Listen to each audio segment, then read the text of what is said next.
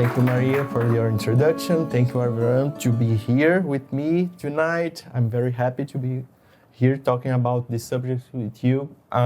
So let's discuss about how to integrate systems, how to connect the dots, and make new systems up from your existing systems. So a bit about me. I will not read everything, but what you should know is I'm a backend since ever, not like Fabio, so don't expect to see any fancy screens here. I'm terrible with that. But I took part on many Camel projects before. That's why I'm here talking to you. And yet, also my kid loves Legos. My kid. That's why we're gonna see lots of Lego reference here, including this minifigure of Aquaman that really looks like me. And yes, our agenda for today is we're gonna have a short introduction. We're gonna discuss the concepts about systems integrations, and I'll give an example. Then the fun parts. Then we're gonna talk about implementation, some architecture points. We're going to discuss about the patterns, and then the final example. And then we can ask me some questions. And then we're going to have a beer. Let's jump for our introduction. So what's systems integration? So it's a set of techniques to connect systems together so they can work together. They can exchange information and exchange data. And why do you need it? Because you probably know that in your companies, in your department, there are lots of different systems, and they were probably developed in different programming languages and platforms and OS and everything, and they have to work together anyway. And also use some techniques to improve efficiency, reduce costs, and etc. So when does it happen? When we are going to use it? I'll bring here three use cases. First one, legacy upgrades. Imagine that you have a big system, legacy, and because it's legacy, maybe it's costly to maintain.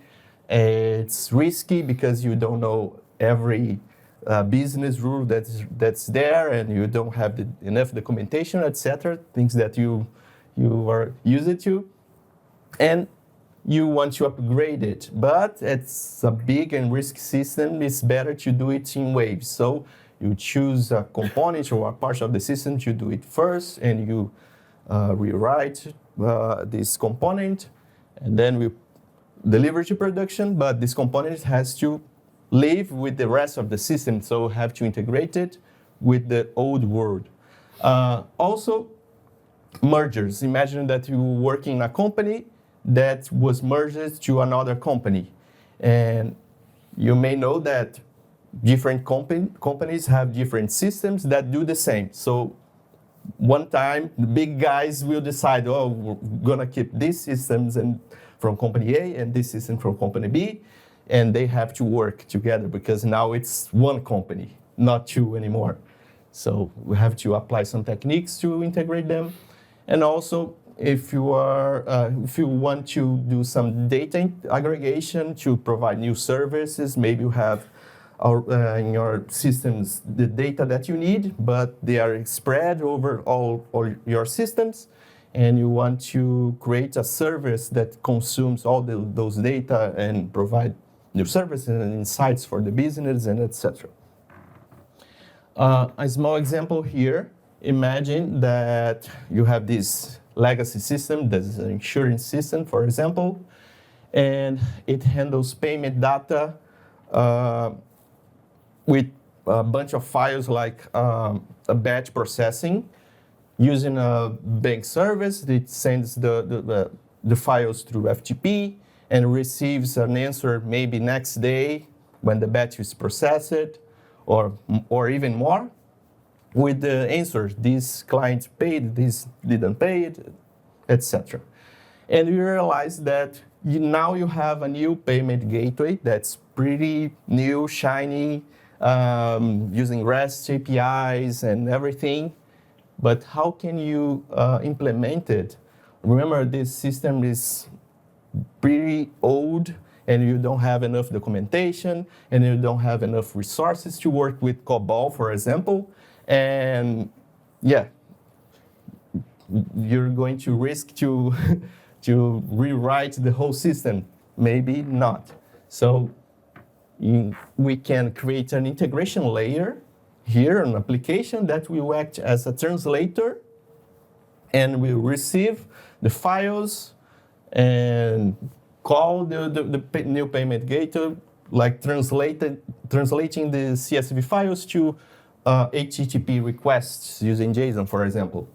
And also translating the response. So from the point of view of the insurance system, nothing or almost nothing changed. Yes, now the fun part. Let's talk about implementation and how to integrate systems. So first you have this book that's the Integration Systems Bible, and it describes reusable solutions for most integration challenge that you may face, more than 60 patterns, and a discussion about how to make your systems message-oriented. Let's take a look at some patterns here. I'm not going to talk about 60 patterns. Don't worry, we're gonna have a beer soon. So, first of all, imagine that you have a message and you want to filter just this part of the message, the part that matters to you. You have a partner for that. We're not going to go through the implementation, but just to discuss the patterns. Sorry. Yeah. Or you have a message and you want to route this message to different destinations according to the message type or the message content. Another pattern that you may face, you have a message and you want to split them in parts that will be processed differently according to, let's say in this example, order items or something. Or the opposite, you have different messages but related somehow, and you want to aggregate them using some factor and create a new message that will be just one. So how can we implement all of those EIPs? The answer is you don't have to implement it. Camel already does it for you.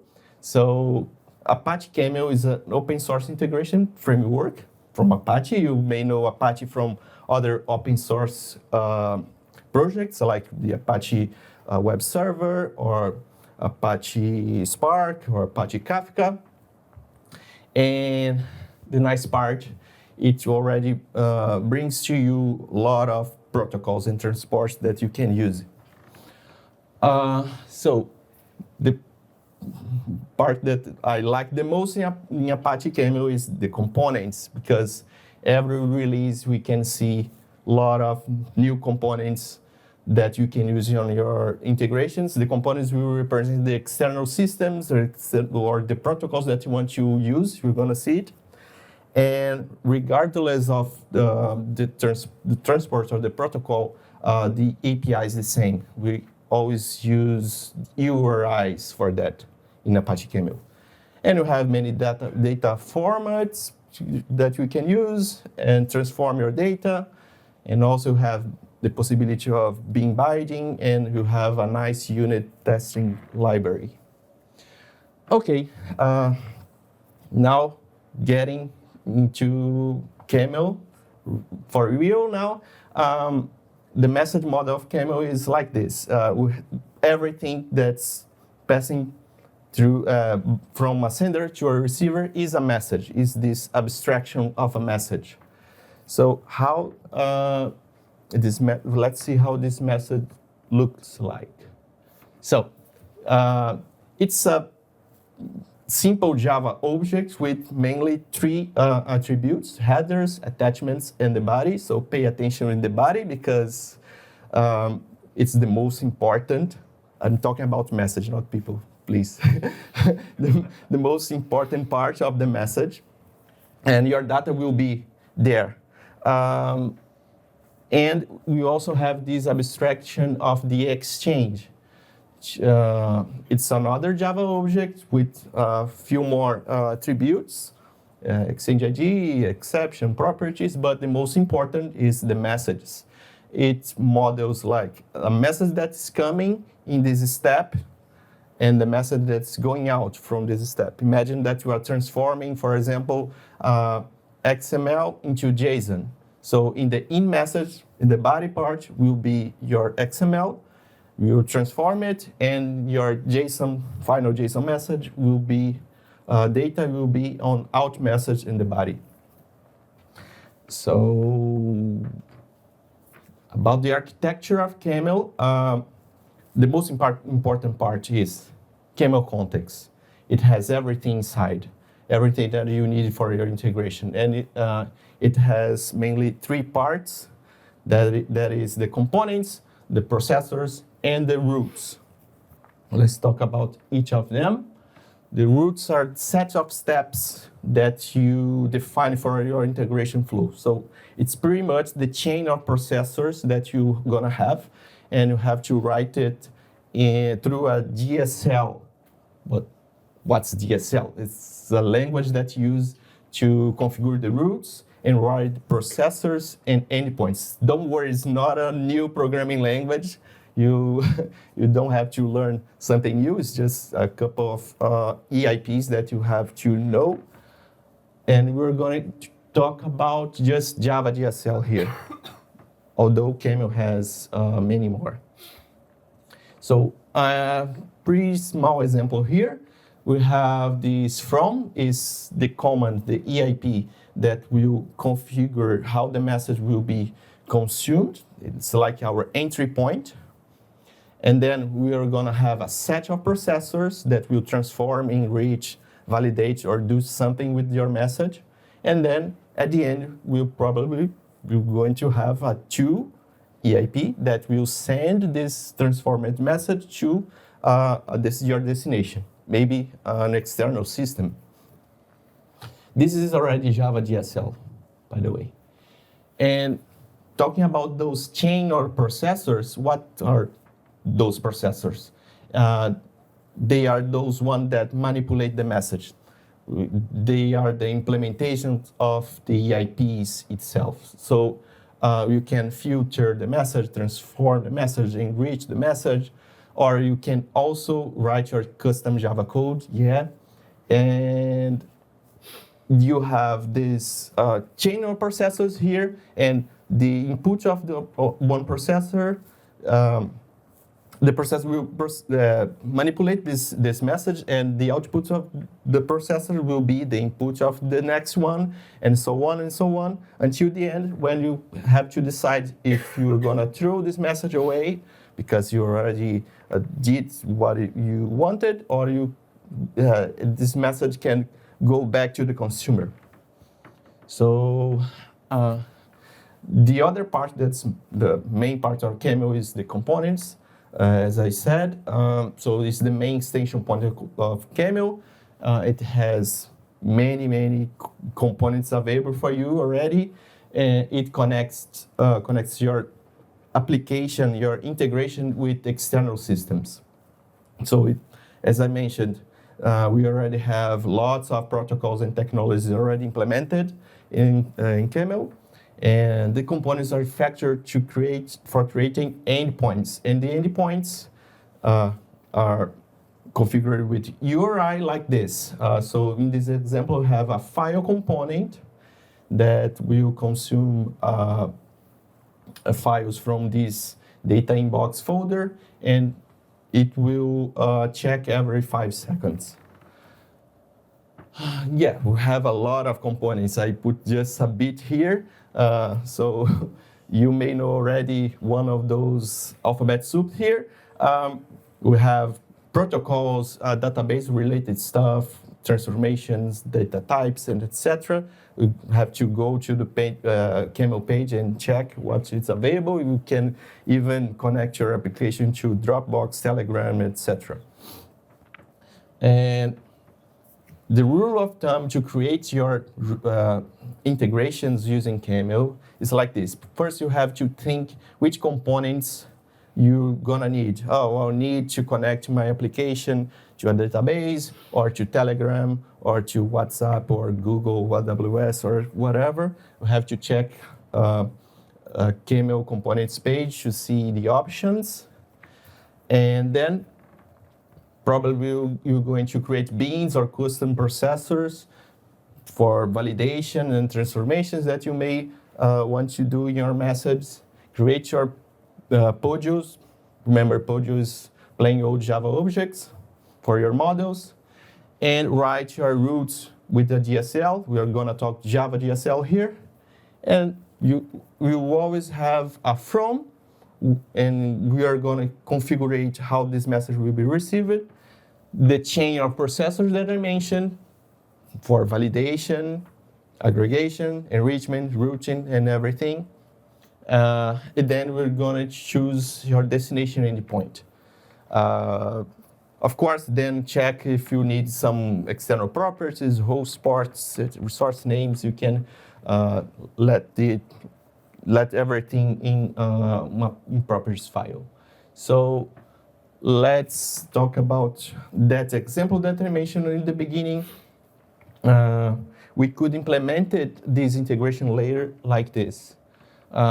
This is a working example that I did. It's pretty much like this. We have a from, that's the entry point of our program, that uses file components. It will read, it's a from, so it will read a file. It will consume a file. And we will read files from this folder and move it to done or error, depending if it's successful or not. And then we're gonna transform these CSV records into a Java object that I defined with my model. I will split because I want to process each one separately. I want to call my HTTP server for each line of my CSV. That's why I'm calling this additional route here. I'm going to show you. So for each request, I'll validate, I'll convert it to JSON and call my HTTP server. And then the HTTP server will answer with another JSON that I will transform to my Java object. And I'll do it for all requests that I have, and I have an aggregation strategy here to make them in the same message. And it will answer like this, a list of my object.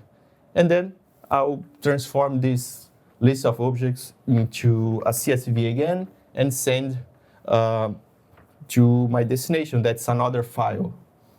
Okay?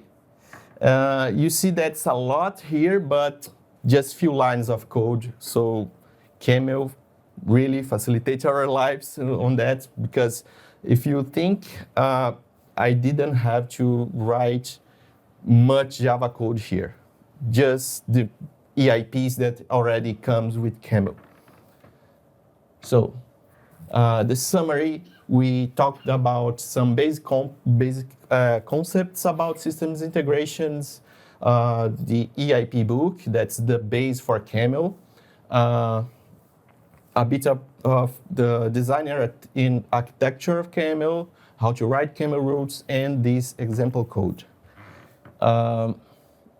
Yes, my references and resources are here. If you want, you can scan this QR code. The code, the source code that I showed is there in GitHub, and also some other resources that you may find interesting. People are still scanning. Just wait. Okay, just seconds. Okay, and yeah, I'm ready to your questions. If you are shy, You can ask me, you can send me a message or LinkedIn or GitHub, but I'm open.